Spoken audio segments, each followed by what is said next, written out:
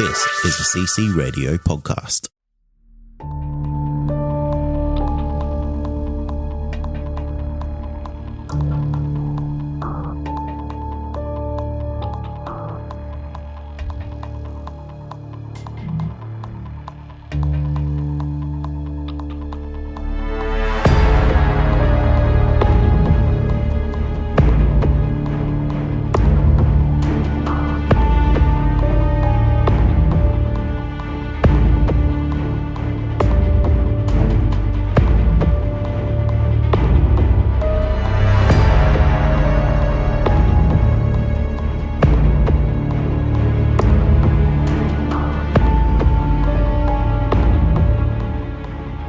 Welcome to the show, everyone. You are listening to Believe, Australian Paranormal and UFO Radio. My name is Cade Moyer, and thanks for tuning in. If you've had an encounter, get in touch with me. My email address is believe@ccradio.com.au, or you can message me on Facebook at facebook.com/Believe UFO Radio. If you enjoy this episode, there are a few things you can do to help the show. Firstly, you can go to iTunes and leave us a 5-star rating and review. Or you can share the show around social media with your friends and family, and that will help us grow. Thanks for joining me tonight. I have a really great episode lined up for you. Tonight I have Ron joining us, and Ron is from my home state of Queensland. A little while ago, I was having a lazy Sunday and I was watching some TV show called Monsters Among Us on Amazon Prime, and I noticed they had an episode on Yowies. So naturally, I switched it on, and Ron was actually featured on the show. So I reached out to Ron on Facebook and found out that he's actually a Yowie explorer. So he goes out into the bush with a small team in an effort to find out more about the Yowie.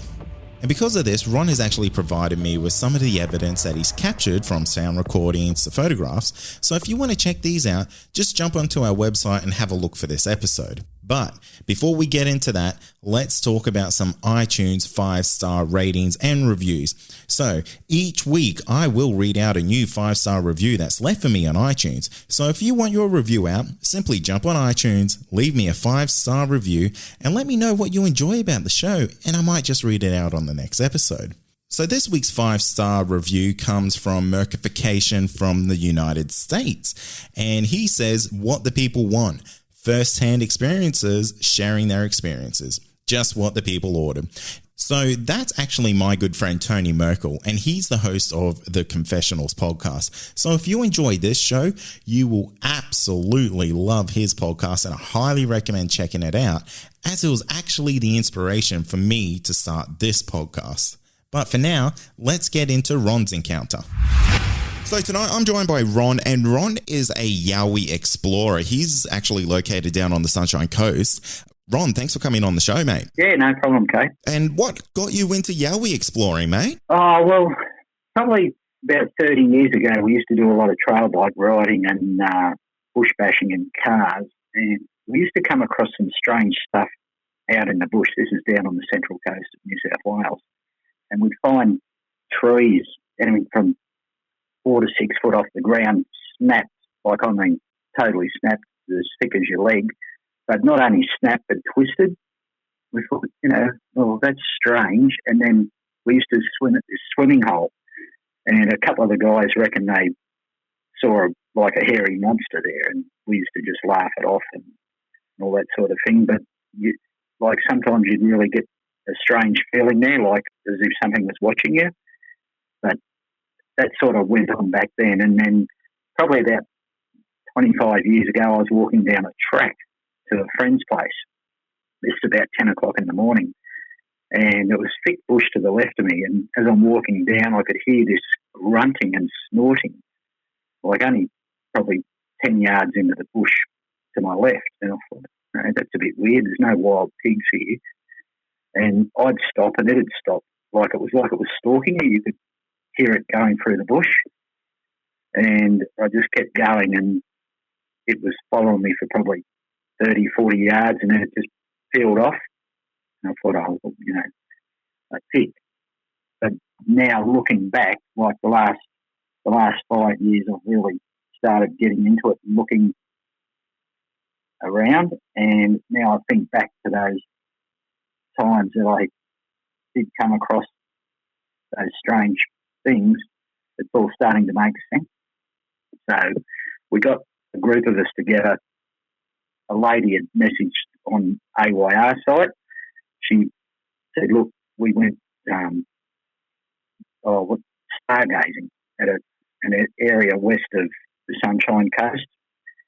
And she said, like, it was about 10 o'clock at night, and they were in this creek, and they heard all this rock clacking all around them, like it was deafening, she said. And she didn't know what it was. So there was three of them, and they started hightailing out of there, and whatever it was, she couldn't tell you how many there was, but both sides of the track on the way out, they were getting stalked, and they had rocks thrown at them for probably 300 yards back to the car park. And she messaged AYR and said, look, what's this?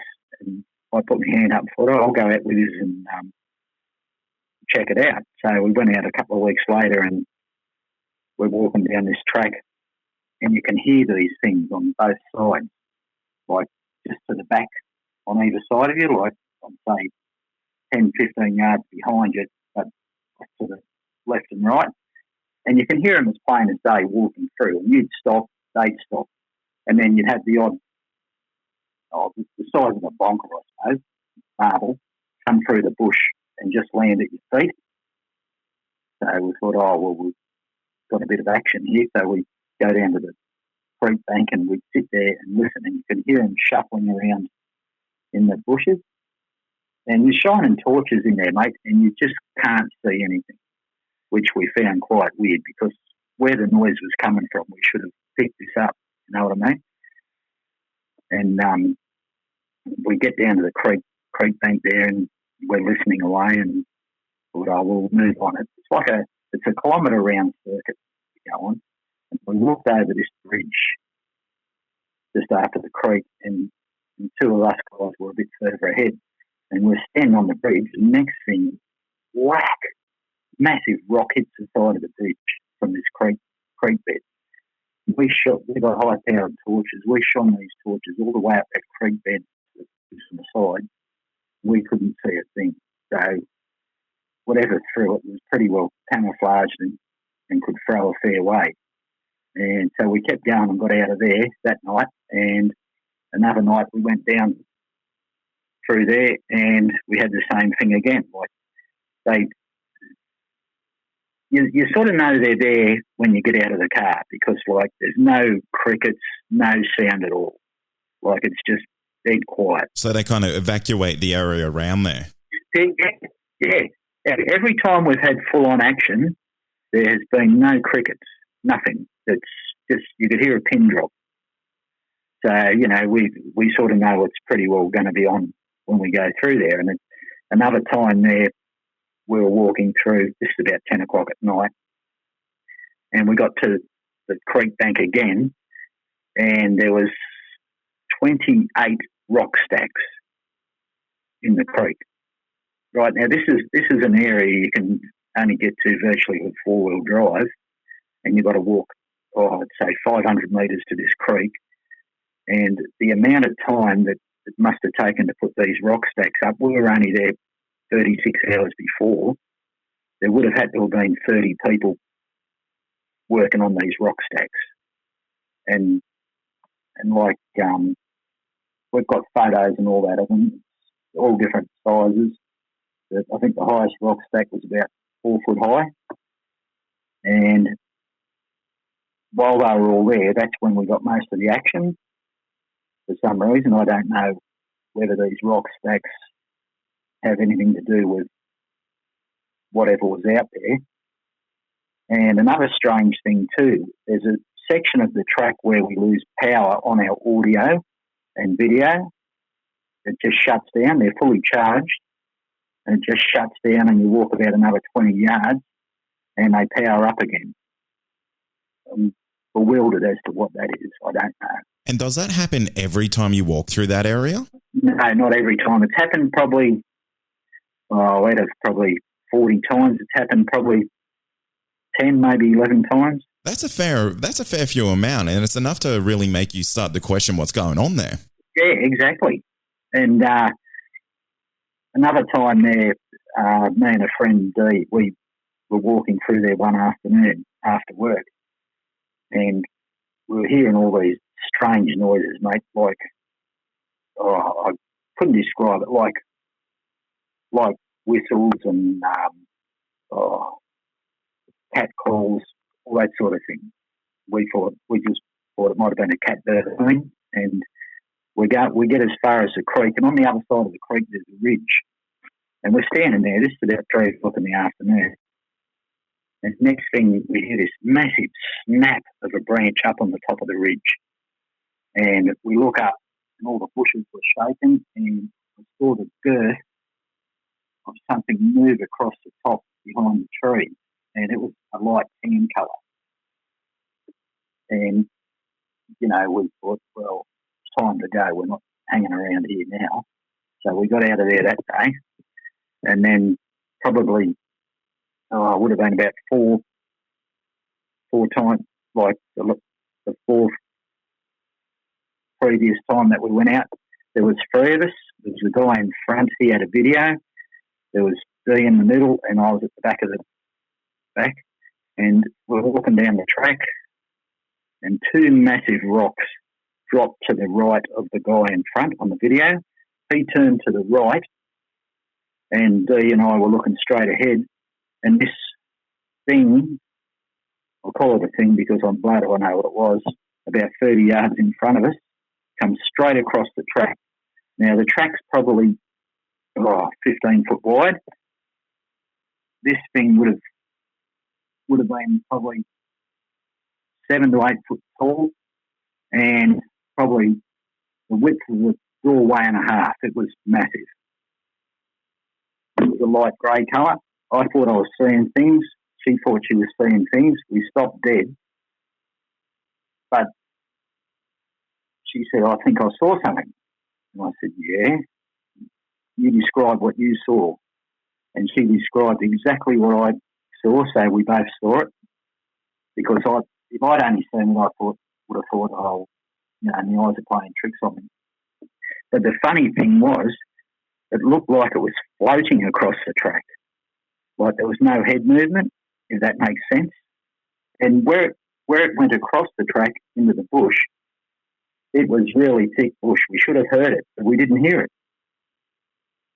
And that's when we scarpered out of there as well. Like we turned and hightailed out, and as we're walking out, she said, look, we've got to go. And I thought, well, she's seen what I've seen. And sure enough, as we're walking out, she's telling me exactly what I saw. And she saw it from the start of one side of the track to the other, and I saw it from about halfway across the track. But like I say, when you're walking, your head's moving. But this thing, the head appeared to be at the same level. You know what I mean? Yeah, like you couldn't see it actually taking any actual steps or anything like that.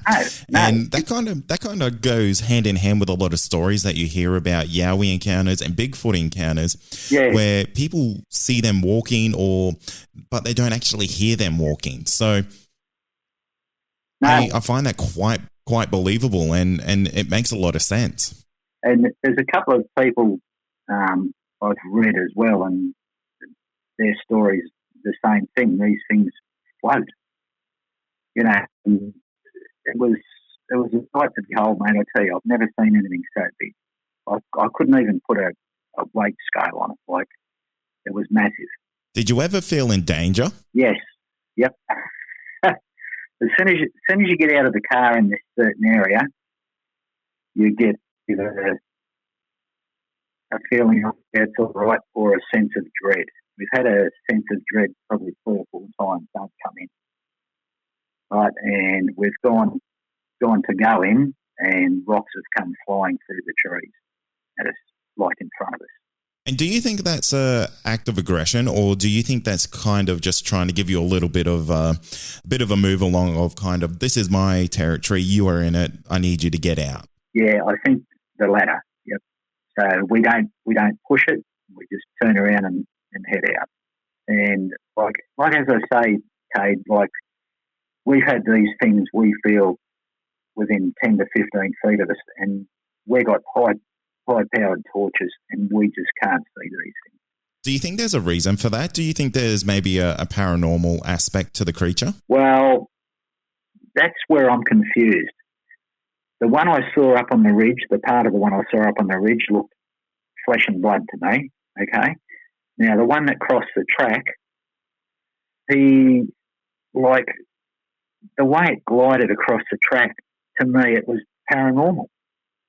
Like, it was, but like, you could see it as plain as day. Where the torchlight's on it, it was a light grey, you know, and but it went across the track into the bush. We should have heard it going through the bush. And do you think these two creatures were the same creature?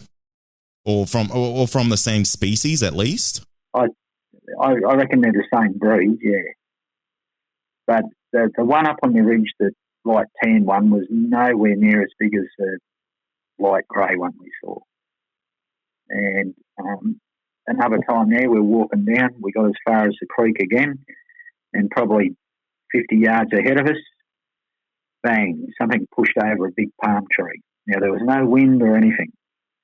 And this palm tree come crashing down, and we thought, well, is that another sign to get out of here? Like, this area we have been going to is pretty active. You know, there had probably been out there 40 times, and out of that 40 times, we've probably had action about 30. We've either had rocks or stalking. And another time out there was 8 of us going down the track, and probably 100 yards behind us from where we just walked, we'd heard a bird getting ripped to shreds. And, oh, wow. Yeah, and we thought, well, we'll see what goes on when we come back around, because like it's a big circuit. We came back, and there was just white bird feathers everywhere, all over the track. Right, no bird. Now, this is an area where we've seen the odd potteroo and nothing else. You know, there's just no wildlife out there. And there's definitely no predatory creatures out in that area that will do this type of damage to a bird. No, and this bird was just ripped to pieces, mate. Now, we never found the body. All we found was a whole heap of feathers, all on the track. That's amazing. Yeah, and like, this is just one spot. We go to probably 3 good hot spots, and mainly the spot I'm telling you about now is just mainly rock throwing and stalking. And another time there, we took a guy out, and we were just standing in the car park, and probably the start of the track was probably 30 yards away. And we're just there talking, and next thing, you see a rock come out of the bushes, like, didn't see the actual spot where it was thrown, but this rock come and hit this guy fair in the knee, and I saw every bit of it. Like, it was phenomenal. Like, it was like a ghost had walked up and thrown this rock at this guy's leg.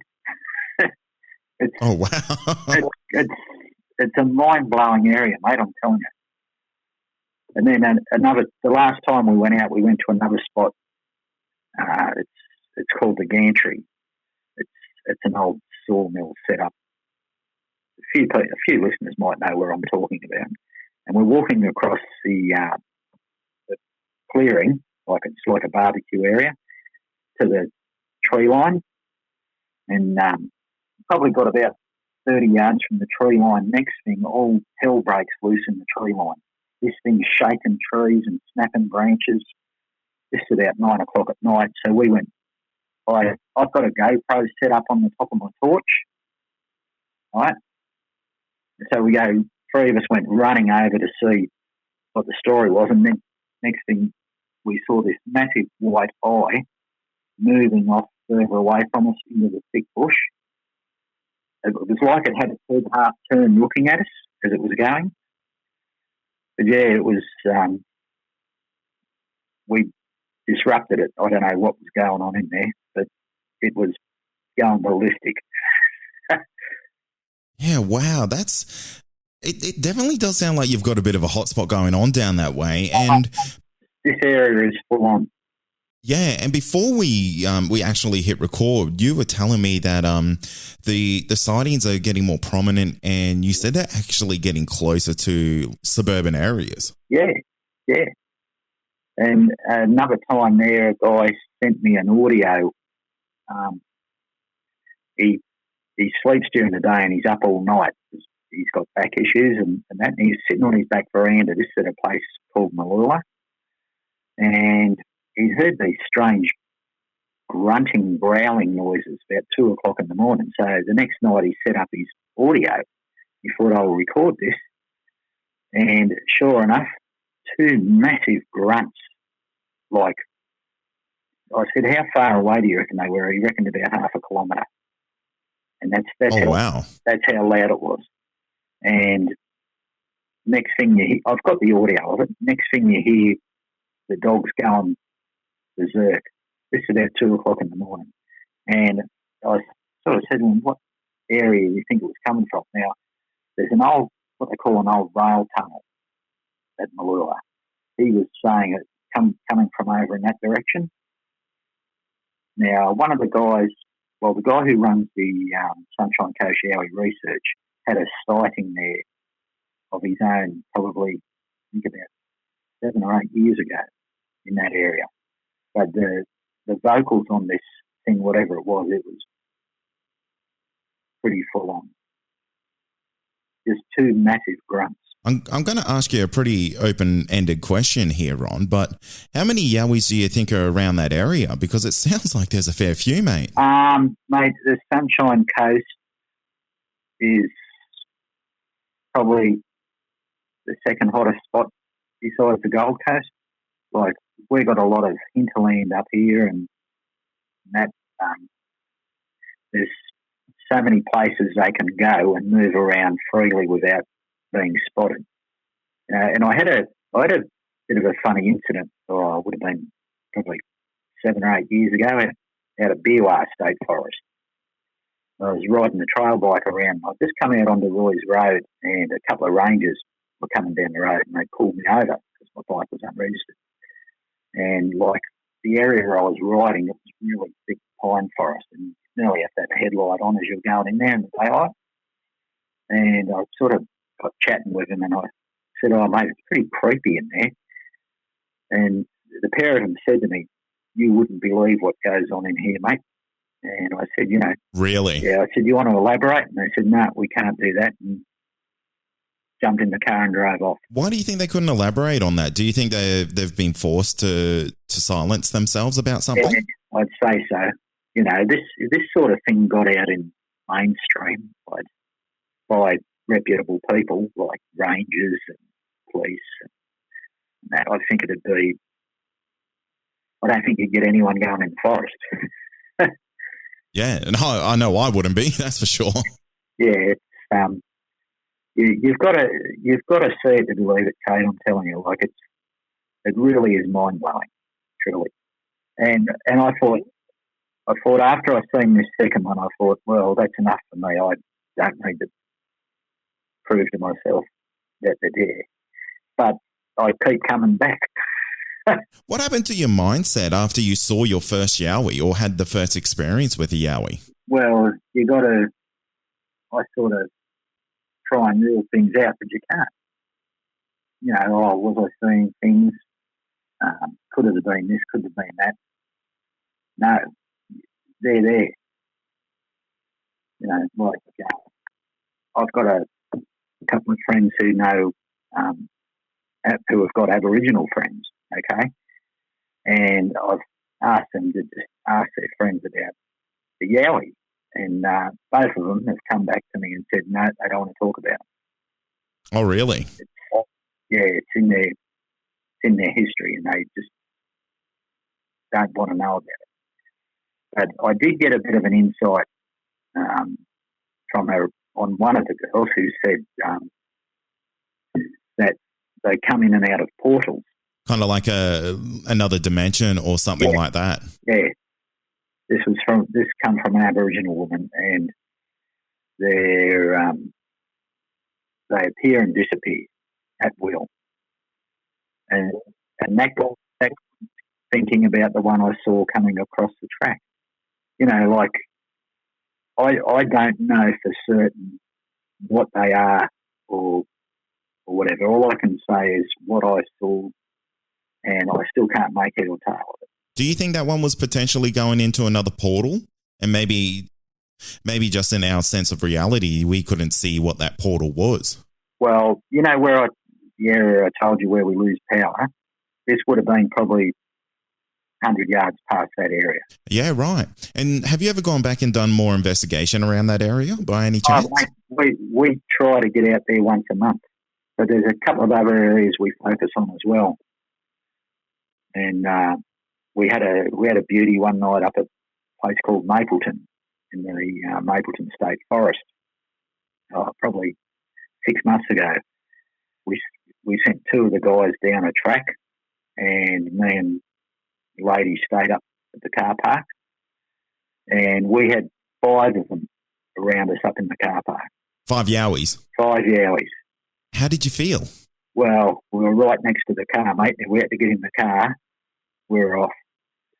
And the two guys, we used walkie-talkies, okay? And the two guys who'd gone further down this other track radioed back and said they had one stalking them about 40 yards behind them. And whatever it was, they said it was huge, because they could hear it crunching through the tree line. And they stopped, it had stopped, and it was getting closer and closer. So they just sat there and waited for this thing to get a visual, and it just stayed out of range. And then we had to radio them back. We had 2 to our right, another one in front of us, another one to the left, and another one just across the road, shaking the daylights out of a tree. Now, as we're shining the torch through, all we're getting was big red eyes. Oh, really? Yeah, and that was a pretty scary night, that one. And we radioed these guys and said, look, you've got to get back here because we got these things all around us. And they got back up. What do you do in a situation like that? We just stand there with the torch shining all around. And we're lucky to be in close proximity to the car, make sure the car's unlocked. So if you got to get in there, you can get in quick. It was like they were just observing us. You know what I mean? But the one across the road was shaking the daylights out of a tree. So I don't know what the intentions were there, but the others were more or less just creeping up on us, and you know what I mean, and just hanging probably 40 yards away from where we were in the car. And another night up there, we just more or less pulled up and got out of the car, and something was smashing the daylights out of a tree. We counted 28 hits in a row on this tree. Oh, wow. Further down the track, it was just smashing the daylights out of it. Just one after another, bang, bang, bang, bang. And this is we're probably about 3 kilometres from the nearest houses. Right, we're at the start of this forest walk. That's getting close to people's livelihoods there, isn't it? Oh, mate, that's what I mean. These things were getting pretty close. And another time out there, me and this other guy were walking down another track. And as we're walking down, it's straight ahead to the left. We were probably 100 yards from whatever it was. Another one belting the daylights out of a tree. As we were getting closer, it was hitting the tree harder. And then another one started off directly to our left, hitting the tree as well. And I said to this guy, I said, mate, I'm not going any further. This is a warning. Get the hell out of there. So we turned around and got out of there, but they were just smashing the daylights out of these trees. Like that. People talk about tree knocks. What we were listening to were tree bashings. It was like you were a tree with a bit of Fulby too. And then we get back up to the car park where 2 of the other guys were, and they were hearing like monkey noises, like chimpanzee noises around them. They were hearing the chatter that you sometimes hear. Yeah, they were hearing that up in the car park, but that wasn't what was going on with us. So where we were probably 500 metres from the car. So there was two of them down where we were, and whatever was up the top was one or two chattering. That's absolutely amazing, Ron. I mean, some of these encounters, they're quite terrifying, mate. We've had some incredible situations with them, I'm telling you. And another time in the same area, we were walking down this track. The track's about as wide as a two-car driveway, you know what I mean? And we get down to the bottom, and it's probably a good 500-600 metre walk, and there's a big open area, and we counted, we lost count. We counted about 30 of all different sized branches jammed into the ground, right? And I spoke to a guy on another site, an admin on another site. I said, have you ever come across this? And he said, yeah, they're territorial markers, and they'll tell you how many are there. I said, well, mate, you've got a heap of them down here. There's I'd say between 35 and 40 of these, all different branches jammed into the ground. Now, we pulled a couple out. Some of them were jammed anything up to 6 to 8 inches into the ground. We pulled a couple out, and we couldn't even get an inch into the ground. So something pretty powerful had to be doing that then. Oh, exactly, yeah. And we know for a fact, we haven't seen a visual of one up there, we've just heard them. And the way this thing was smashing the tree, mate, I wouldn't have liked to have looked at it, I'm telling you. It was huge. And if there's any more than 30 in this area, I wouldn't be surprised. Yeah, that's amazing. I mean, it definitely does sound like you've got a bit of a hot spot down that area, and I want to thank you for coming on and sharing these encounters, because they're absolutely unreal. They're quite amazing. If you're down here, I'd love to take you out there, because it'll just blow you away. Now, just before we finish up, Ron, what do you think a Yowie is? Because no one really knows. So I think you might be one of the better people to ask with the huge amount of encounters that you've had with them. So yeah, what do you believe a Yowie is? Well, the people I've spoken to reckon one lady I was speaking to the other day has another Aboriginal friend, and he was telling her there's 3 types. You've got the small one, like the 4 to 5 footer, which is a Junjati. Then you've got one about 6 foot tall, and then you've got one between 10 and 12 foot tall, he was saying. And she didn't say what he actually thought they were, but me personally, I'm still up in the air. What I've seen, one of them I'll swear blind was flesh and blood. The second one, mate, I couldn't say it was, if that makes sense. But yeah, no, absolutely does. But then, you get a ghost that bloody appears and starts smashing the daylights out of trees. You know what I mean? Yeah, and to be honest, I really don't think anyone does, Ron. And I mean, that's kind of why we're out here doing the things that we do. So, hopefully we can get more of an idea about what's going on out there in the bushes, and find out. One day we might find out what the Yowie is. Yeah, well, I think it's only a matter of time, mate, and somebody will have crystal clear pick. And that's going to do it for tonight. And remember, if you have had an encounter, get in touch with me. My email address is believe@ccradio.com.au, or you can message me on Facebook, and that's facebook.com/Believe UFO Radio. Until next time, stay safe, and you've been listening to Believe Australian Paranormal and UFO Radio.